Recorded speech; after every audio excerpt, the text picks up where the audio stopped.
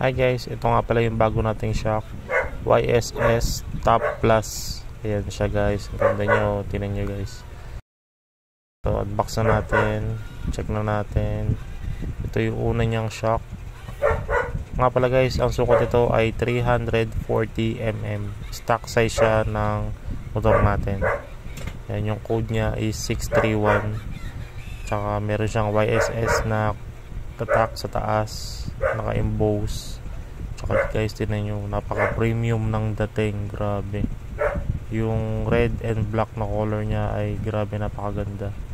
Tsaka ito, may tatak din na YSS dun sa may goma niya. Ayan guys, grabe, napaka premium talaga ng dating niya. Ito yung pangalawa na shock natin. Ayan, unbox na natin. Ayan siya guys, grabe, tignan nyo naman, bagay na bagay dito sa motor niya guys. Tapos may kasama siyang ayan, YSS stickers.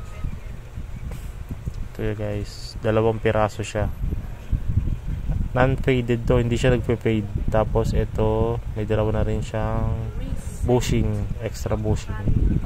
Yan nga pala guys, kinabit ko na siya at na-testing ko na rin siya kanina. Napakaganda ang performance ng shock na to guys, grabe, hindi ako makapaniwala, ang ganda ng performance niya, the best talaga.